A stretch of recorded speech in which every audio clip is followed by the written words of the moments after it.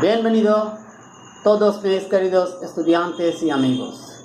Espero que todos estéis muy bien.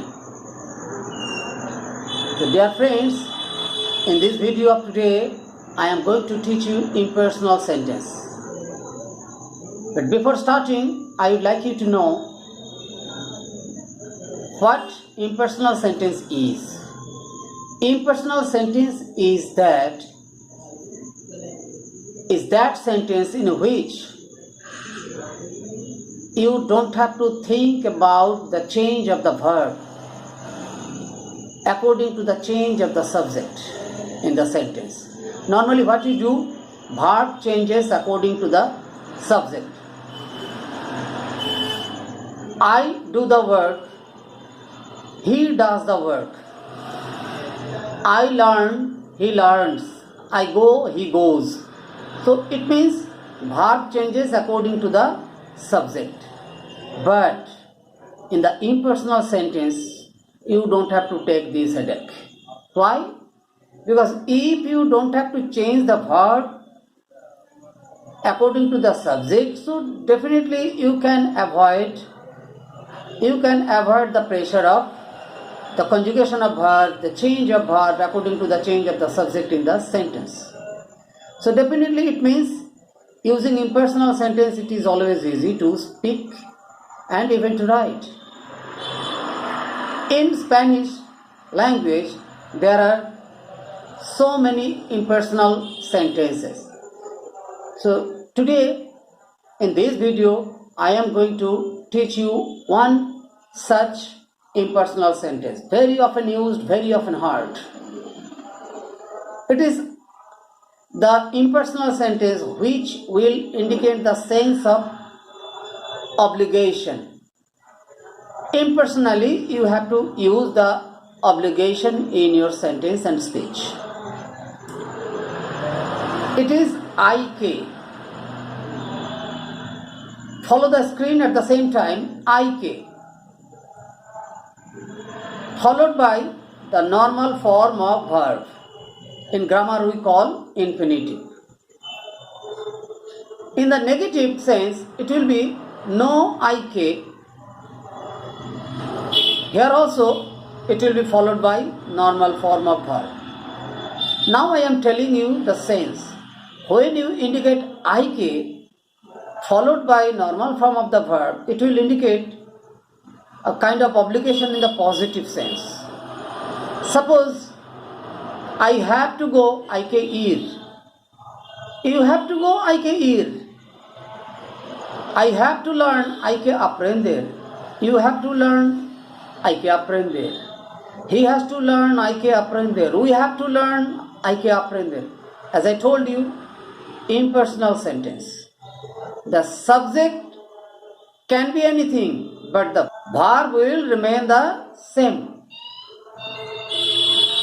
It's not that you have to mention the subject.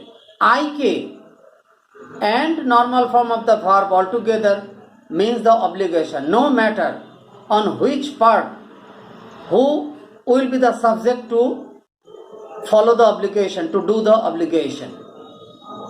Okay? So in the negative sense, if I say no IK aprender, it can be I don't have to learn. It can be you don't have to learn. It can be he doesn't have to learn. So meaning thereby, by the meaning of the sentences, it is clear that subject, no matter what is, the verb will always the same, and the structure more or less, the grammatical part of the sentence, IK plus normal form of the verb. In the case of negative, no IK plus normal form of the verb will always remain the same. Okay? So I am just indicating this obligation in the sense of present.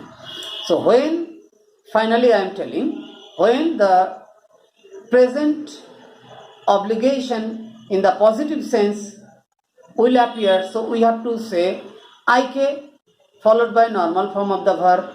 For example, hay que ganar dinero para la vida. Hay que ganar dinero para la vida. It means everyone has to earn money for livelihood, for their life. Automatically the sense is impersonal, a universal sense is there coming out from this kind of impersonal sentence. And by the way, an universal sense is always there coming out from the impersonal sentence. And that's why it is not limited to a particular subject.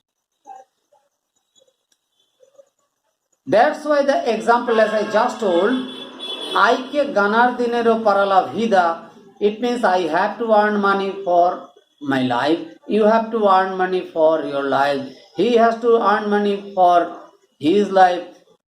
We all have to earn money for our life. So this is the sense coming out. A universal sense is there.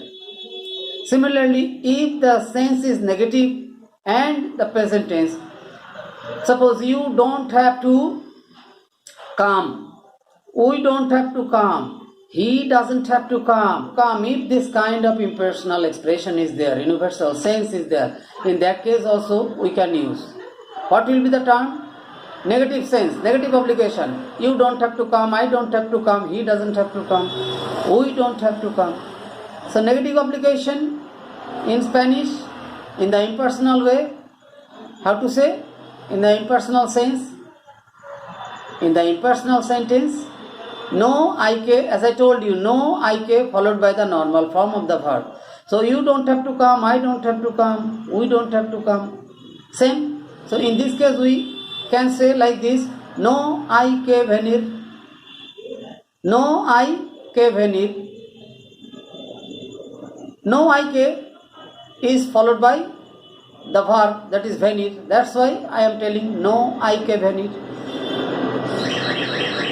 We don't have to live for personal benefit. No hay que vivir para el beneficio personal. No hay que vivir para el beneficio personal. No, we don't have to live for our personal benefit. You don't have to live for your personal benefit. Every sentence, I mean impersonal sentence, in the case of impersonal sentence, everywhere there is a sense of impersonal sense. Ultimately it indicates universal sense. So this is the way we can use impersonal sentence. So dear students, right now I am giving some question on the screen. At the end you have to follow the video. If you at the same time can solve the problem, always better. And if you have any queries, please try to see the video once more, or even more than that. Automatically you will solve the problems as it is shown on the screen as my question for you. At the same time, finally I am telling, if I say I don't have to do, here also you can use no hay que hacer. If I say you don't have to do, in that case you can say no hay que hacer. We don't have to do, no hay que hacer. If the sense is in a it is not necessary to do, no hay que hacer. Okay, so the sense is ultimately a matter of obligation, universal obligation, impersonal obligation. That is why it is called impersonal sentence. Whenever you speak, please try to use this kind of speech. Otherwise, if you indicate the same sense using the typical form, there is another typical form, though it is not the main focus of this video. I don't have to do, you can speak no tengo que hacer. Yo no tengo que hacer. You don't have to do, tú no tienes que hacer. We don't have to do, nosotros no tenemos que hacer. He doesn't have to come, él no tiene que venir. So this is the way. This is the way. In the affirmative sense also, I have to purchase. Yo tengo que comprar. You have to purchase, tú tienes que comprar. He has to purchase, él tiene que comprar. But if you use the impersonal sentence, you don't have to think about the conjugation of the verb, change of the verb according to the subject. Suppose in the example I said, I have to purchase, yo tengo que comprar.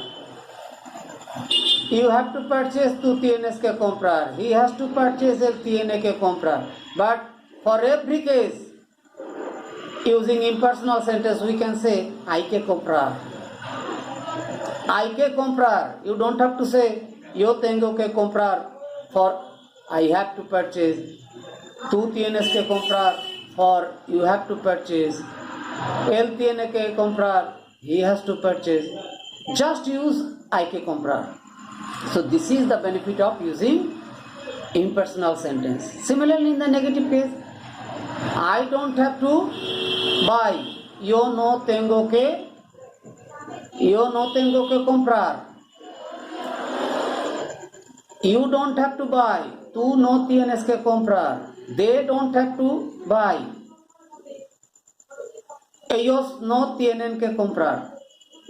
No need to change the verb according to the subject like this. Directly use impersonal sentence.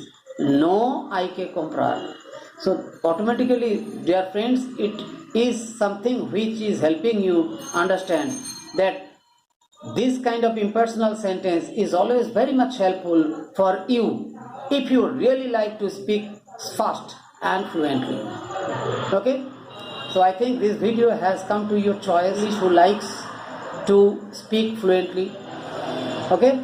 Because speaking is a matter of very much interest, in the sense when you speak the language you learn, it will automatically give you some extra energy to go ahead in your journey of learning the language. So why should we not follow the trick which can help us to speak fluently? So this is how I will be presenting further some other video on the use of impersonal sentence. So eso es para hoy. Hasta luego. Chao.